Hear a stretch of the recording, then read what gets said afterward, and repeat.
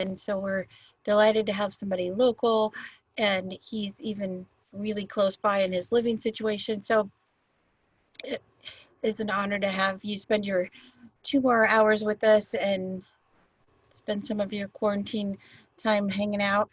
I appreciate your time. So I'll just let you take it from here and then tell us a little about yourself and Yeah. help us with our anxiety. Well, thank you, Brenda. Thanks for setting this up, and welcome everybody. I love this stuff. I'm happy to be here. As Brenda said, I'm the clinical director of Northwest Anxiety Institute.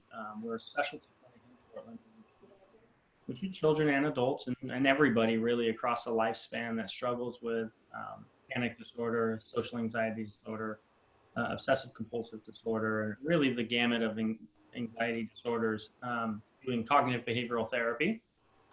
So I opened this clinic about 7 years ago, and we've grown considerably, and we treat hundreds of people a week, so it's pretty cool. What's unique about us outside of the pandemic is we usually have an intensive outpatient program where we will treat folks 15 hours a week, 3 to 4 hours a day for 6 weeks at a time for specific exposure therapy work. So we're going to be talking about exposure today, or ERP, which is the gold standard treatment for anxiety. As Brenda said, I actually grew up my teenage life in Vancouver. So I went to Fort Vancouver High School and WSU Vancouver for college, and I live in Ridgefield now with my family. And so I was thrilled when I could be here. I got 2 kids myself. I have a 2-year-old and a nearly 6-year-old who will be 6 this weekend. So I'm living this stuff as well. I'm human, and that's why I'm also okay being called Kevin. Because we're all, my profession happens to be that, as someone that specializes in anxiety and treats anxiety for a living, but I have to live this stuff too. And I have kids, and I have to navigate that, which is now no easy feat. So I have, the presentation I'm going to provide today is some of the nuts and bolts of anxiety. Again, this is coming from the research that I adhere to and listen to. It might be a little different than what everybody's used to hearing as far as what are the treatments for anxiety disorders. And I realize that that it may not apply, or it may not have been your experience. So I understand that. I'm also speaking kind of generally, and then I'm happy to narrow that down to specific cases as you guys have questions about your kiddos and whatnot. So if this is different than what you've heard before, I'm okay with that. But I realize that there's lots of people giving lots of people advice, and we're not all the same. So mine's just the best advice. So keep that in mind. So I think the best place to start is just understanding what is anxiety, what is not anxiety, and how do we understand the difference? What's the difference between us saying, I feel anxious, I feel worried, or I'm stressed, and what's an anxiety disorder? So anxiety in kids looks like a lot of things, and it's not exactly what we necessarily think it is. And I think you folks probably know more than most that most of your children, whether they're 4 or 25, likely don't pull up a chair and say, well, I'm feeling awfully worried about life events in the future. They just behave in ways, and it's our job to try and interpret and understand where that behavior is coming from. So what does anxiety look like? So for many, these are some of the symptoms or behaviors. It looks like school refusal. The number one way that most of us, that people generally manage anxiety, is through avoidance. It works so well. It's such an effective coping skill. It's not adaptive, but when we make a decision to not do something because we're afraid, or we remove ourselves from somewhere because we're afraid, our anxiety is usually mitigated pretty quickly. We know it's only temporary, but it works. And school's another example of that. So when kids start refusing to go to school, there's a good chance that anxiety is the culprit. Isolation, of course. When being around people makes us uncomfortable or kind of activates our fear response, our safest bet is to run away. Reassurance seeking. This is an important one because anxiety is really hinged on this idea of uncertainty. And for most of your children, you are the person in their life that they go to for many of their needs. many of their worries, many of their concerns. And so a question or looking for some type of reassurance that's not anxiety related might be something like, are we going to be okay with this pandemic? And we can reassure our kids and say, you know what, I'm a little afraid too, but I think so. And I think so because of this. School's going to start back up. This is going to happen. We still have this thing going on. For anxious kids, they hear that, and within minutes, they have the exact same question again. Once another thought enters their head, they go, yeah, but are we going to be okay? Or they ask you, who's going to be there? How many people are going to be there? What are the names of the people that are going to be there? So they're seeking information, often when you have already provided that information continuously. So those parents that have anxious kids are nodding their heads at this point, going, "Oh yeah, that's something that we experience very, very often." As I'm kind of doing this, I think the hardest part is I'm not able to get feedback from people whether I'm kind of hitting the mark with some of these. And so if you have questions, you can just let me know. Repeated questions looks a lot like reassurance seeking, but again, it's the pursuit of trying to shift a feeling, even if the information is the same. And so anxiety creates a feeling. And so many times we just keep asking questions until we try and shift our feeling. And so many of you might have children that repeatedly ask the same thing. And what they're trying to do is actually change their emotional state, not actually get more information. And you know that because you've probably drove yourself mad over the years, repeating yourself. Yes. Procrastination. So if avoidance is kind of the way people manage their anxiety, think of procrastination as subtle avoidance. It's another attempt of delaying the physical or the worry that happens associated with anxiety. And so anxiety kind of functions through this idea of associations. And if sitting down and opening a book or working on something that has some expectations attached to it makes people feel uncomfortable, it makes sense that through avoidance, they close that book and they set it aside. They can feel that. And if you think about that, how many of us delay things that we don't really want to engage in? Some of that is like paying bills. Some of that is having difficult conversations. Some of that is going to therapy. Some of that is talking to our bosses or our spouses. So we kind of know this procrastination for sure. Difficulty falling asleep. Sleep is a big deal and can impact people's lives considerably. Sleeping is a third of our life. And so it makes sense that if that's disrupted, we're going to have a whole host of other problems. Anxiety is not the main or it's not the only reason people have difficulty sleeping, but it's certainly a culprit. Because most of us do a good job of avoiding and distracting the thoughts that we have all day. And we're distracted now all the time through devices and radio and TV and all sorts of things. Many times our children, us included, are never really alone with our own thoughts until we lay down at night. And when we've pushed those away most of the day, they kind of come on us like a ton of bricks at night when we try and fall asleep. And this is where kids will say, my mind starts racing and I can't kind of manage my thoughts. And they ask for accommodations like having the TV on or the radio on or noise machines and so on and so forth to try and kind of dull the worrying thoughts that come up. So difficulty sleeping certainly might be an example of an anxiety issue.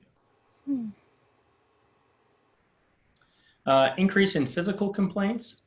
Anxiety is manifested in lots of different ways. So it's not just the worry, the cognitive piece that a lot of people think about. So kids can have all sorts of physical ailments and complaints, namely usually the stomach, right? Like my tummy hurts is kind of the quintessential sign of anxiety. But if you think of anxiety or managing anxiety about tolerating distress, emotional distress, many of the kids that I work with also don't tolerate physical distress very well either. And so, because they don't like uncertainty very much, every time they notice a physical symptom, they're quick to bring it up. And then that ties in with the reassurance seeking that parents give, and if not parents, then medical professionals. Irritability. this isn't just being a teenager. Irritability is a symptom of often being misunderstood, being afraid, and actually making a lot of decisions throughout your life based on avoidance. You get kind of grumpy. And so that's something to keep in mind when we're trying to identify if anxiety is an issue for our kids. And when I'm done with this piece here, what I will do is I'll check in and see if there's any questions. So if you have any, as I'm kind of throwing these examples out there, please type them in.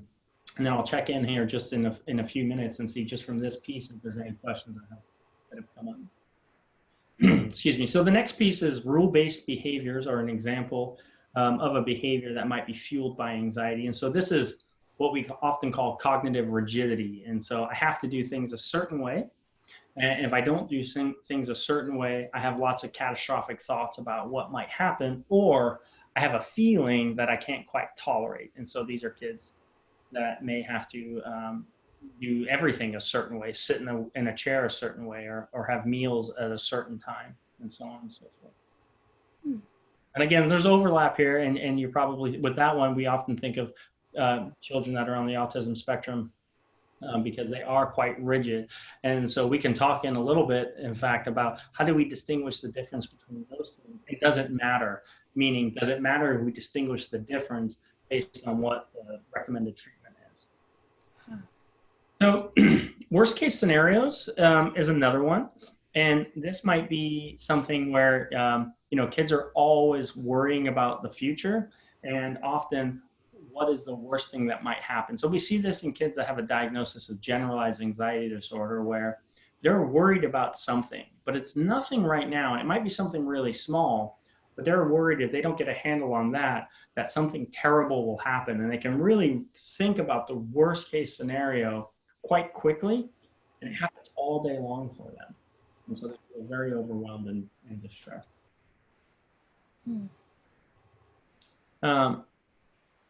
Increase in physical intolerance, increasing intolerance to physical discomfort. So this is similar to what I said before about increase in physical complaints. I work with kids that, they stop exercising, or they stop even walking, or they stop doing a lot of things because they associate changes in their body with the potential of symptoms of anxiety happening, again, through that association. And so we see a decrease in a lot of physical behavior. And what we know about that is, of course, if you lay around for a week because you're worried that your body is going to respond in a panic type way, then you're really priming your body to respond in a heightened activity way because you've been sedentary for so long. And so what happens with a lot of people that are anxious is they start becoming really hyper aware of their physiology. And so they notice every heartbeat or every gulp or even every pulse. And they become really aware of those things. Drug use, of course, this comes from a place of just avoidance, or can come a place from avoidance and distraction. And again, similarly, it's quite effective. And so if you've been kind of running from your anxiety for so long, using substances is an effective way in the short term. I'm not recommending that. I'm saying from a data point and standpoint, like people learn quite quickly, like they can do all this therapy, they can work really hard, or they can drink 2 cocktails and their anxiety is reduced very, very temporarily. And the problem's not over, because when they start to sober up or they wake up the next day, just as much anxiety is present. Shame. This is a really important one, because anxiety makes us behave in ways that we otherwise would prefer not to. And I've been talking about that through the avoidance. So we don't hang out with people we otherwise would like to. We don't spend time with family that we otherwise would like to. We don't show up. We don't raise our hand in class. We don't participate because of anxiety. We don't do a lot of things. And we start to really feel bad about ourselves. And so this is quite different from the experience of guilt, where, if we don't do something, we feel kind of bad about it. But kids that are chronically avoidant stop focusing on the thing that they didn't do, and they start focusing on themselves as not being enough. So it's not, my mom's upset because I didn't join the family for dinner. It's my mom's upset because I'm a terrible person. And that's how it starts to be internalized. Hopelessness. Hopelessness is an indicator or a predictor as much as we can kind of guess or predict for symptoms of suicide. Hopelessness is a good predictor, sometimes even more so than depression for suicide. And if you've lived with an anxiety disorder, you know that feeling like if tomorrow is going to be the same as today, and you have to feel so distressed, it just doesn't feel quite worth it. And so this is a really important risk factor to pay attention to for folks that are living this stuff. And then just some more specific examples. So if you notice that your children are washing their hands excessively. Now, this is pre-COVID, right? So we have to assess what is excessive, I think, at this point. But it's just an example of, these are the kind of the indicators of if your children are behaving in a certain way, it might be anxiety, and excessive washing of their hands may be, even actually now during the pandemic. Excessive is typically defined as more than what most people are doing. So double checking. So what I'm getting at here are symptoms related to obsessive compulsive disorder. And so double checking locks or doors, or getting up from your seat, or tapping, shuffling, things like that. Skin picking can certainly be driven by anxiety for sure. And we can talk more about that. Hair pulling. But all of these really fall under this big category of avoidance and distraction. And you can think of a lot of those behaviors that I just defined in some way really add up to, like, this is an example of avoidance or distraction, which is what anxiety really wants people to do, is to stop the feeling of distress by getting rid of the thing you associate with it. So with that, are there questions based on that information? I had a question with and I hear it from other parents too, the repeating questions. Frankly, it drives a lot of us tiny crazy.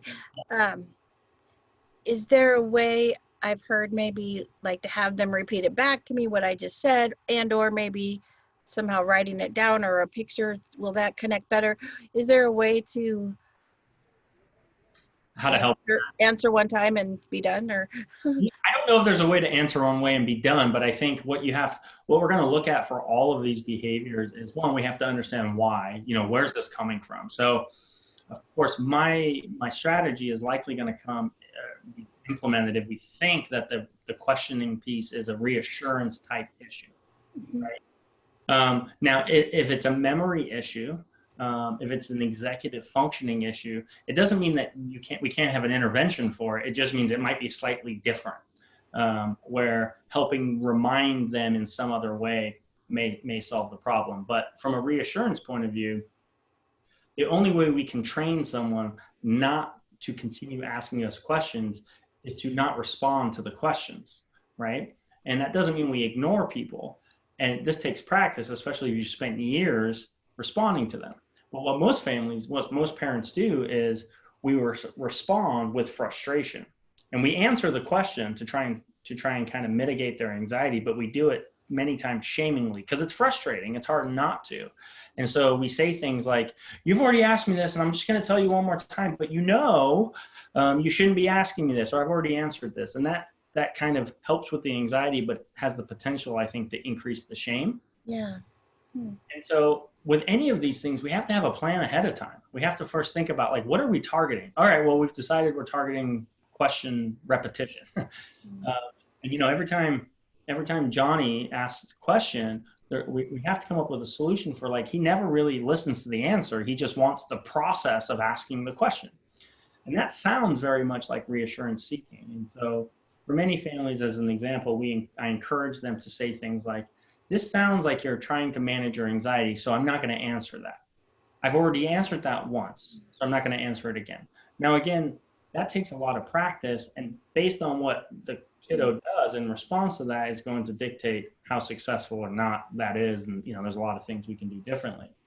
But at first, I think understanding why are they asking repeatedly the same question? And if we can rule out it's a memory issue, if we can rule out it's an executive functioning issue, it's an anxiety issue, it's a way to engage, then we can stop doing that. And we can let them know when they're not anxious. When they're calm, we can say, hey, you know what? I really want to work on the question piece because I love spending time with you, or we only get so much time together. By the time I come home from work and we go to bed, there's only a couple of hours. I don't spend that answering questions repeatedly, answering the same question. So let's come up with a plan together to go about managing that. Thank you. Yeah. Sure. Yeah. I have a question. This is Jerry Clark from PAVE.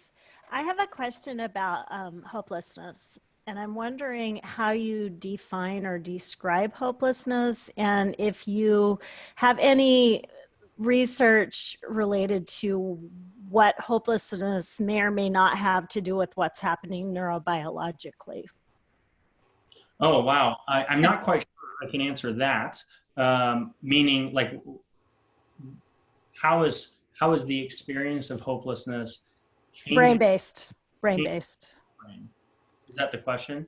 Yeah, if that's any aspect of your work, but also just what you would define as hopelessness, or how you would describe what that means.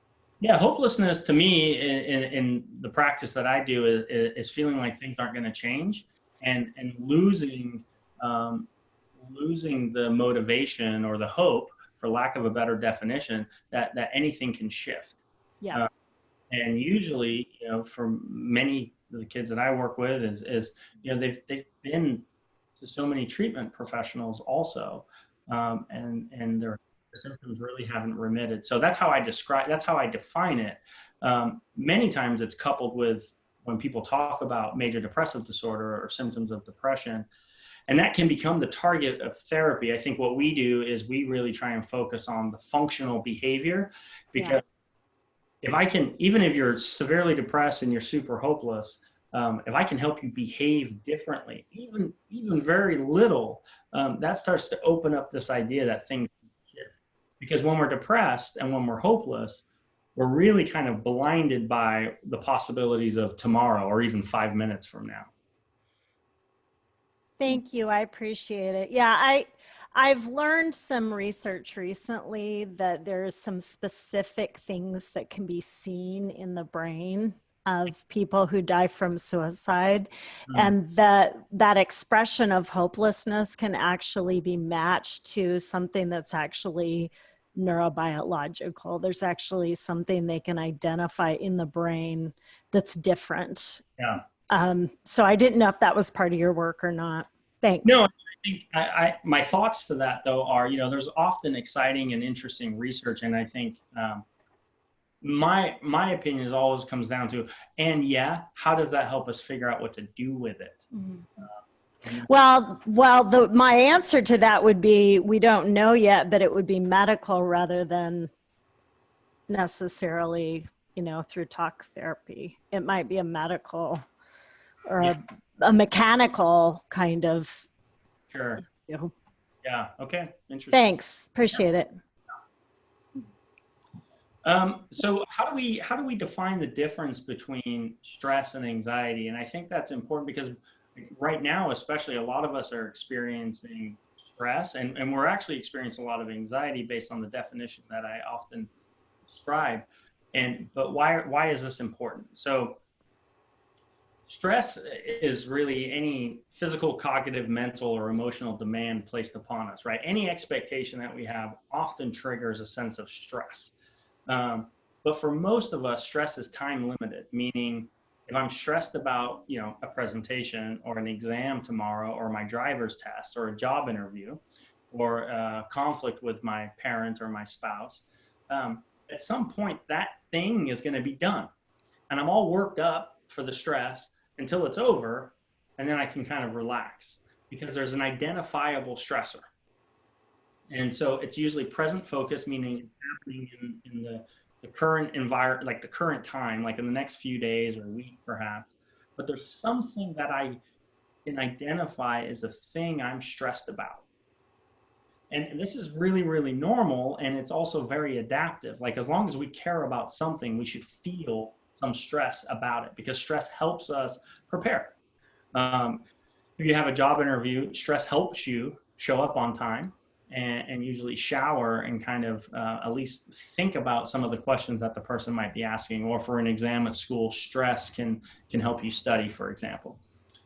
Because it's time limited and it's solvable, meaning like after the stress is over, you're done. it responds really well to coping. It responds really well to a lot of creative distraction and avoidance techniques, because you're just getting over the intensity until that event's done. So I could take a nice bath before this presentation, and I could say some lovely things to myself, and I could really try and suppress my central nervous system if I was really, really stressed for this, to be better prepared.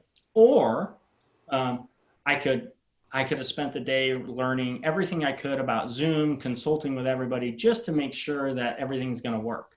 So that would be a way of coping to manage stress, and it's pretty effective. Anxiety, however, let's see here. Anxiety, however, is future focused, and it's not currently solvable. So it's usually in the future. It's a problem that we worry might happen one day, but because it's not really in our grasp, and it's certainly not in the present moment, there's no amount of problem solving that people can engage in. So to use the same example, maybe I've never been scheduled to do a presentation via Zoom. No one's actually even invited me. But I'm really nervous that one day somebody might ask me to do a presentation via Zoom. So I spend all day today preparing and learning everything I know about Zoom, but I never get to actually follow through and see if that preparation was helpful or not. So that leaves me with more doubt. So tomorrow I spend more time thinking about whether I'm going to be okay doing Zoom. And the next day I spend more time, and there's no way to prepare for something that isn't actually happening. And that's how anxiety really functions. So the worry may never end. So anxiety is this idea of a future-oriented event. It's the perception of threat without actual danger. And so even right now during the pandemic, there's actual risk. And there's actually things we can do in the moment to try and mitigate that risk. So it probably falls under the category of stress. The thing about anxiety, however, is it doesn't respond well to coping, meaning over time. So I could meet with consultants about Zoom. People could tell me I'm going to be fine one day on Zoom. And I never get to test that theory because it's in the future. And so I never actually know if I'm quite ready to manage it. It just doesn't become helpful. And you feel like you're churning every single day trying to manage something that you never bump into. So these are some of the key features of anxiety disorder, and this is really the focus of what we try and target in treatment. Is the intolerance of distress and the intolerance of uncertainty. And so depending on what content or category that falls into, we call it a specific anxiety disorder. So if you struggle to tolerate the distress associated with the uncertainty of whether people judge you or not, then we usually call that social anxiety disorder. So I can't tolerate whether people like the things that I'm saying or whether I'm going to make a fool of myself. I don't know that to be true because most of us don't know that to be true. We don't get real-time feedback from strangers and or friends or supervisors often. So most of us just have to tolerate not knowing. If you can't tolerate not knowing, we call it social anxiety disorder. If you can't tolerate not knowing whether your body is going to behave erratically and your heart's going to beat really, really quickly and you're going to get hot and sweaty randomly, if you can't tolerate not knowing whether that's going to happen, we call it panic disorder. And then OCD is kind of its own beast, but it's all about uncertainty and tolerating uncertainty. And someone with OCD gets told all sorts of very bizarre and intrusive and unique things that they have to try and manage whether they can tolerate or not. So the other thing is I've mentioned it just a minute ago, it's the perception of threat. And that is fueled by this idea of emotional reasoning, which is if we feel bad, we believe that something is dangerous. And that's not true. Because with anxiety, we can just think of something. You be in the safest place, the happiest place in the world, and you can think of something that causes that pain in your stomach. And the way the body responds to that is they think, because this is uncomfortable, it must be true. And so we make a lot of decisions then based on this idea that if we feel bad, it's true. And we call that emotional reasoning. So these four things together really help us understand how an anxiety disorder functions over time.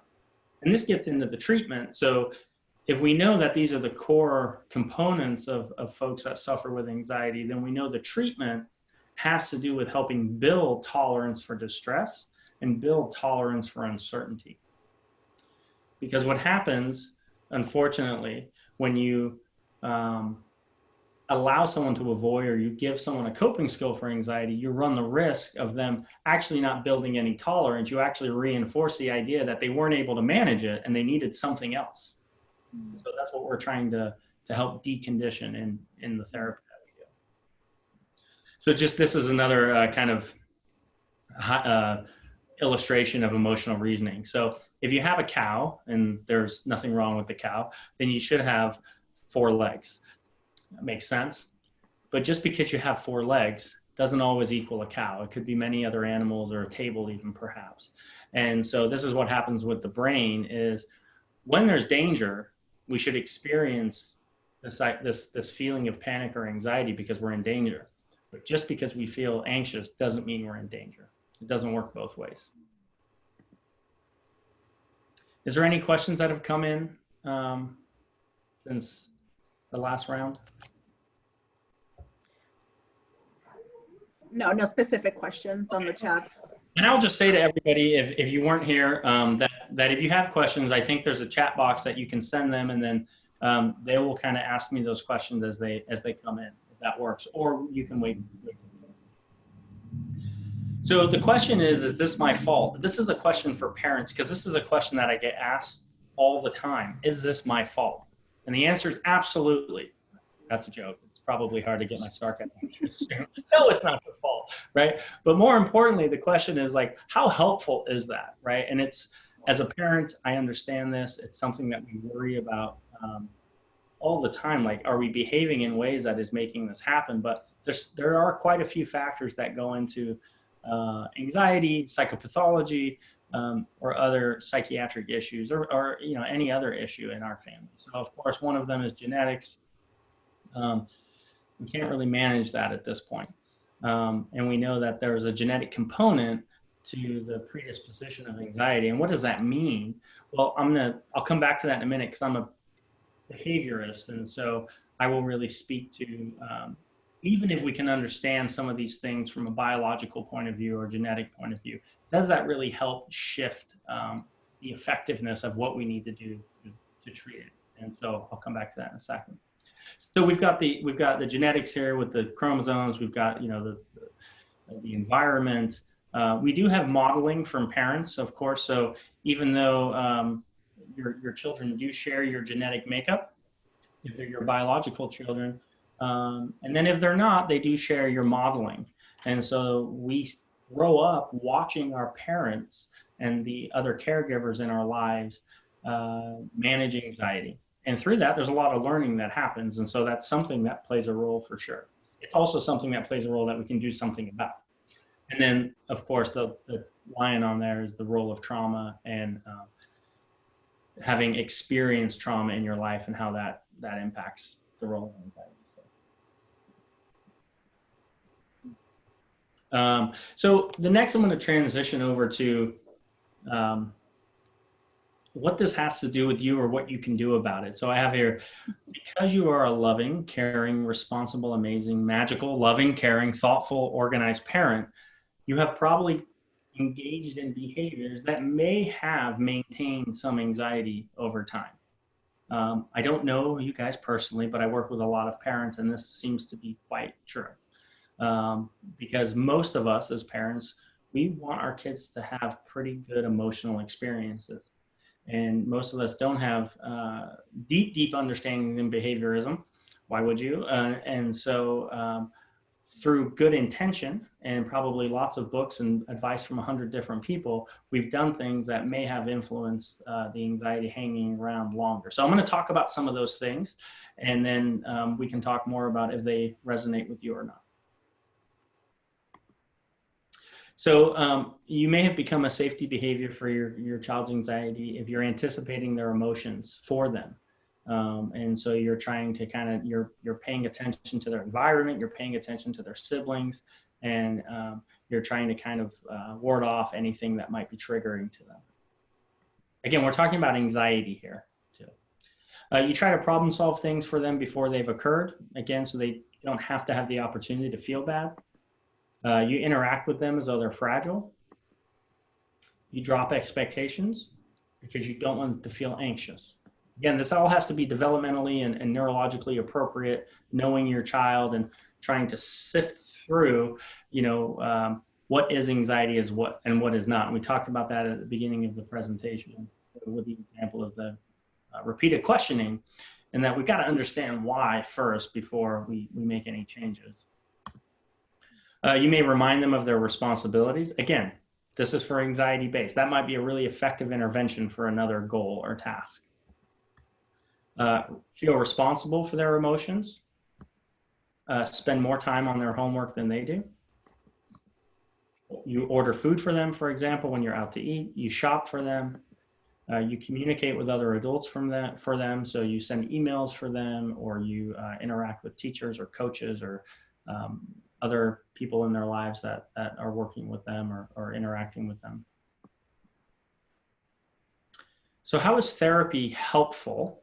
And I'm going to talk about cognitive behavioral therapy because this is supposed to be different than quote unquote talk therapy. And I'm going to explain kind of how we do CBT, because it's a very popular term, CBT. And when I hear people get referred to cognitive behavioral therapy, many times they're not getting referred to, they're getting referred to talk therapists. So this is a model of CBT. It's a very simple model. And we call it the CBT triangle. So in this model, you see that we have thoughts, behaviors, and feelings. When most people go to therapy, or most people are seeking out therapy, they're trying to change their feelings. They're trying to feel better. They're trying to feel less anxious, or they're trying to feel less depressed, or they're trying to feel more motivated. And they've spent a significant amount of time listening to their feelings in order to do things. And so with or without anxiety, we say things like this to ourselves all the time, like, when I feel like it, I'll do it. I'll study when I feel like it. I'll exercise when I feel like it. I'll pay my taxes when I get around to it, or I feel like it. And for most of us, these aren't feelings that come very often. I don't, if I sat around and exercised when I felt like it, it just ain't happening. So there's other things we have to put in place. So right off the bat, we say, look, we're not addressing your feelings directly in therapy. You have some control over your thoughts, but you don't have 100% control over your thoughts. So, this is another area where just talking about why people are anxious usually makes them more anxious. In fact, there's a lot of literature to support that anxious people become more anxious in talk therapy. And we can't just challenge every thought or think our way out of things through this idea of association. So for many people, when they experience even depression or negative thoughts, and we tell them to think of something positive, quite quickly, the thing that they think of as positive has become associated with the depressive symptoms. And we know that thinking positively is really helpful when you feel really good. Or positive affirmations, we know, are really helpful for people with really good self-esteem. But for the rest of us humans, if you've ever tried just to feel good when you're not feeling good, or feel less afraid when you are feeling afraid, it's just not very effective. And if it works for you, that's amazing, but it doesn't work for most people. So we really kind of don't work on this idea of trying to challenge one's thoughts, because it's also a really, really difficult task. So what we are left with to focus on is behavior. And because we know that thoughts and feelings are influenced by behavior, and we know that our clients have 100% control over their voluntary behavior, that we create a plan with them to shift their behavior from an experiment or hypothesis point of view, going, when you feel sad, when you feel anxious, you avoid, and you didn't come out for dinner with the family. Because Uncle John was coming over, and you missed out on the dinner experience, and then you laid in bed, which is avoidance, and you felt worse. And then you felt bad for missing dinner with John, so you felt worse even more. And so this is something where we would say, we're not going to talk about how you felt and what you were thinking. We're just going to make sure that you're going to get up and sit at the table. Because at least then you've got some new data points to say, well, I was just as anxious when I sat at the table. And that's when we say, great.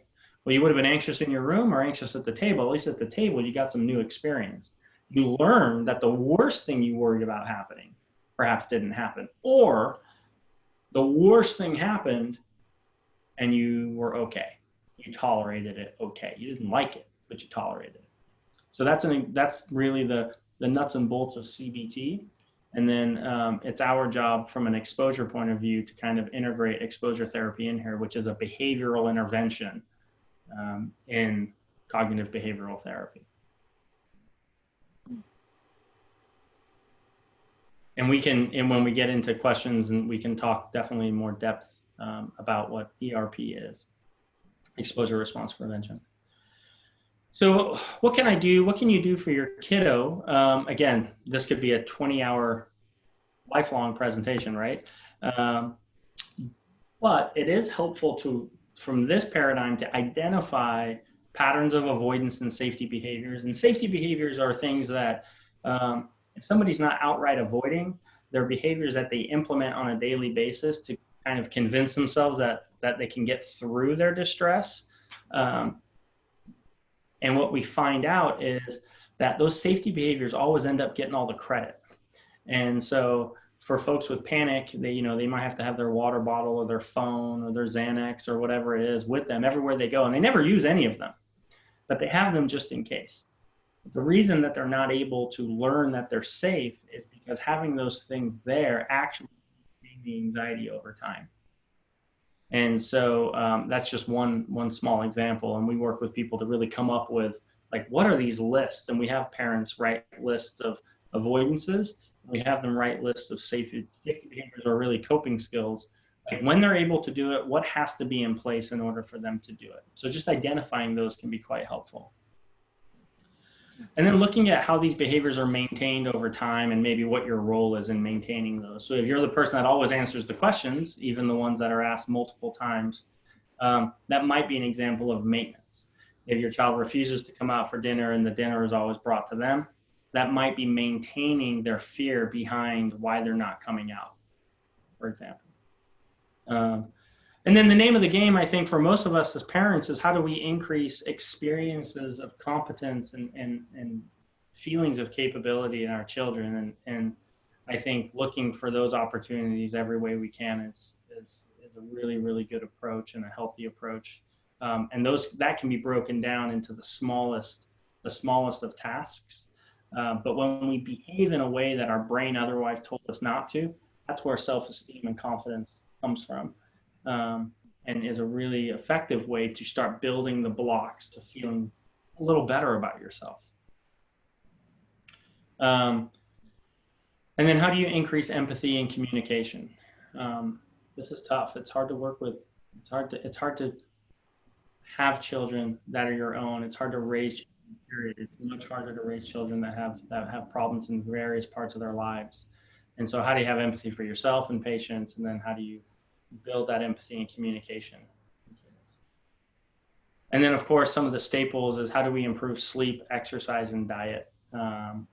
Because, like I mentioned before, sleep in particular is such a cornerstone of like the rest of our health.